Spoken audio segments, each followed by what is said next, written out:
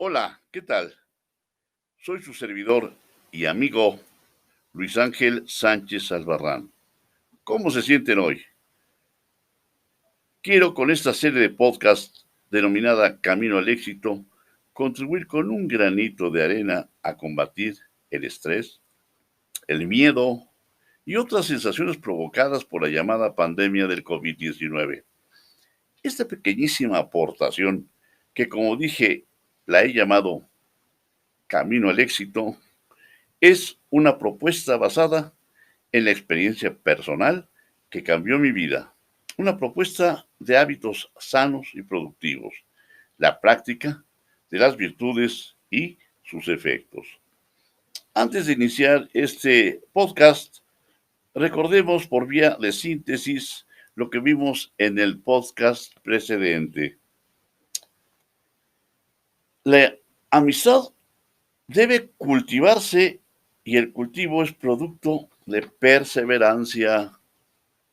Reconocer que no se es perseverante es reconocer que no se es virtuoso, o bien, lisa y llanamente, saber que si no persevero, tampoco pasa nada. Simplemente soy como el común de la gente. Es decir, ser perseverante es realizar un gran esfuerzo, es crear hábitos. Y aquí viene lo maravilloso. Una vez creado el hábito, la ley de la inercia nos impulsa a ser perseverantes casi sin pensar y por consecuencia lógica a lograr nuestros propósitos con mucha facilidad. Hoy revisaremos otro valor, denotado como perdón. Al respecto, Mahatma Gandhi dice, no seas esclavo del pasado ni de los recuerdos tristes. No revuelvas una herida que ya está cicatrizada. No rememores dolores y sufrimientos antiguos. Lo que pasó, pasó. De ahora en adelante, procura construir una vida nueva, dirigida hacia lo alto y camina hacia adelante sin mirar atrás. Haz como el sol que nace cada día sin acordarse de la noche que ya pasó. Antes del análisis de la virtud conocida como perdón, propongo distinguir algunas especies de este. Primera, la causación de un daño menor y transitorio, o sea, de duración limitada, sin consecuencias concomitantes o posteriores en los ámbitos.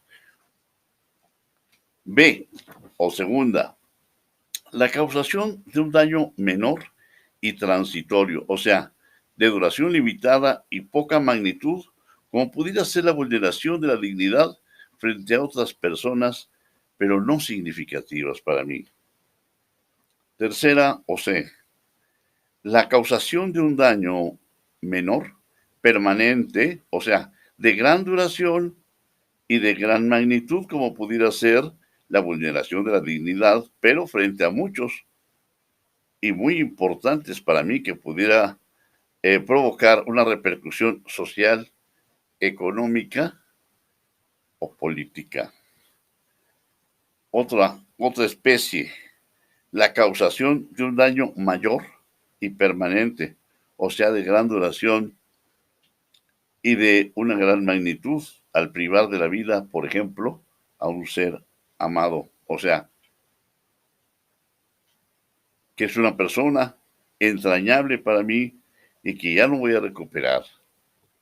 Otra, que me haya dejado inválido, o muchas otras variantes, como una cicatriz permanente, como una enfermedad incurable, etcétera. Se podrá perdonar con la misma facilidad cualquiera de los ejemplos propuestos, porque hay ofensas muy sencillas, pero hay unas que laceran. Ahora, hagamos un breve análisis de la acción de perdonar, pero antes se antoja sugerir las siguientes preguntas. Primera, ¿por qué debemos perdonar? Segunda, ¿es fácil perdonar? Y tercera, ¿cómo perdonar? ¿Cuál es el método? ¿Cuál es el camino a seguir para que logre yo perdonar? Vamos a la primera.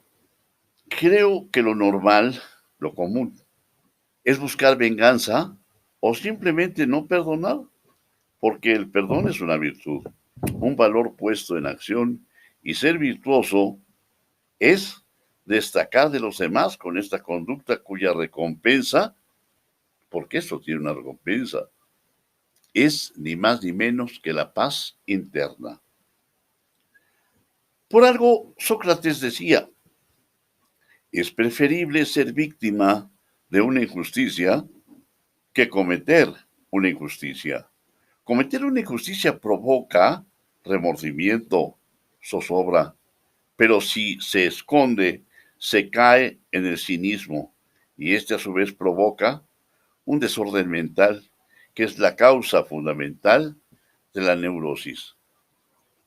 Veamos muchos ejemplos dentro de nuestro medio que precisamente están neuróticos y más ahora con esta pandemia que estamos viviendo. A la segunda, perdonar ciertamente no es fácil. Como sucede con la práctica de otras virtudes, porque la acción de perdonar va dirigida primero a recordar una ofensa o daño recibidos, daño u ofensa que me lastimaron, que me causaron dolor. Luego, recordar quién fue el ofensor o causante de ese daño. El dolor como sensación es desagradable generalmente, pero al cesar el dolor se produce una especie de descanso, de tranquilidad y en algunas ocasiones puede producir hasta alegría, aunque el dolor sabemos perfectamente que es contrario al placer. Si el dolor o daño fueron provocados por otro, es decir, lo provocó otra persona, entonces el dolor se une naturalmente a la ira, porque es una pasión en contra de quien me provocó ese malestar. Entonces, racionalmente debemos evitar la ira y en su lugar dirigir el perdón hacia el ofensor. Porque naturalmente y de manera paradójica, el perdón no produce beneficio sustantivo al ofensor, sino a la víctima, que es el sujeto activo que practica el perdón. Porque el perdón como virtud tiene la bondad de producir el beneficio de la paz y tranquilidad en nuestro interior.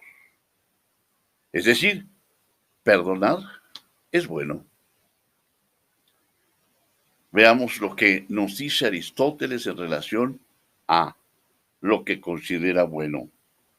Lo que es bueno es elegido por ser bueno en sí mismo, por sí mismo y no por otro, y lo que es apropiado para producirlo o conservarlo, o aquello por cuya causa se hace algo, o bien es buena la causa de un efecto o fin, y este es la causa de todo lo demás.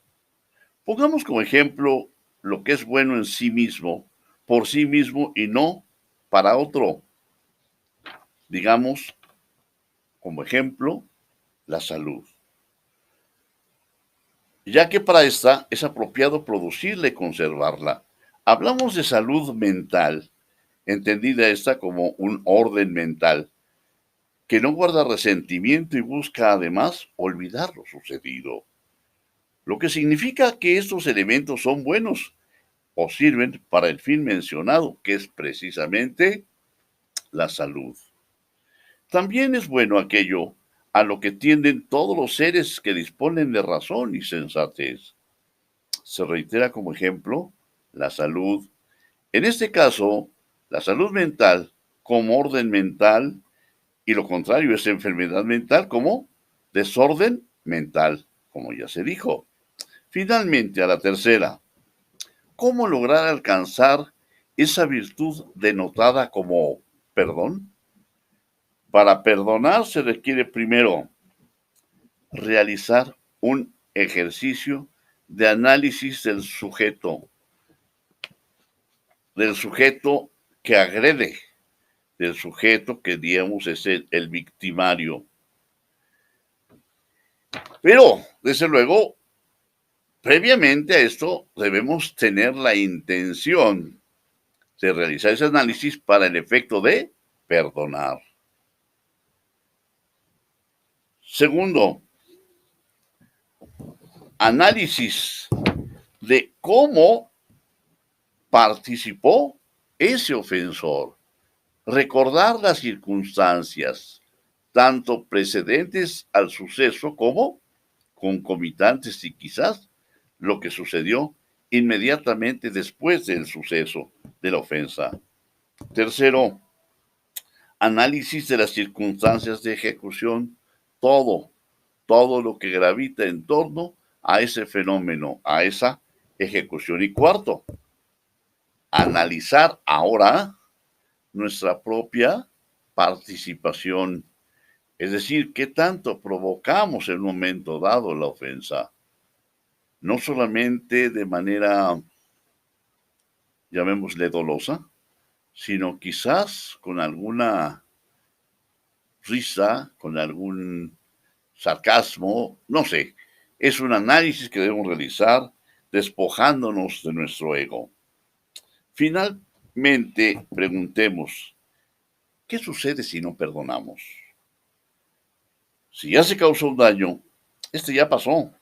Esto es, el ofensor nos causó un daño, pero si guardamos rencor, sed de venganza, odio, coraje o alguna otra pasión de ira, entonces nosotros estamos causando a nosotros mismos, nos estamos causando un daño más agregándolo al del ofensor, pero ahora es un daño de orden psicológico, el que no necesariamente debe producirse si nosotros no lo queremos. En síntesis, el perdón nos favorece a nosotros preponderantemente y solo como reflejo a nuestro ofensor. Les invito a que sigan viendo, escuchando estos podcasts que seguramente servirán para mejorar su calidad de vida.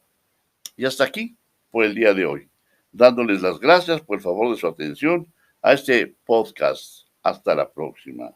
¡Ánimo! Si yo pude, seguramente usted también logrará el éxito y mucho mejor.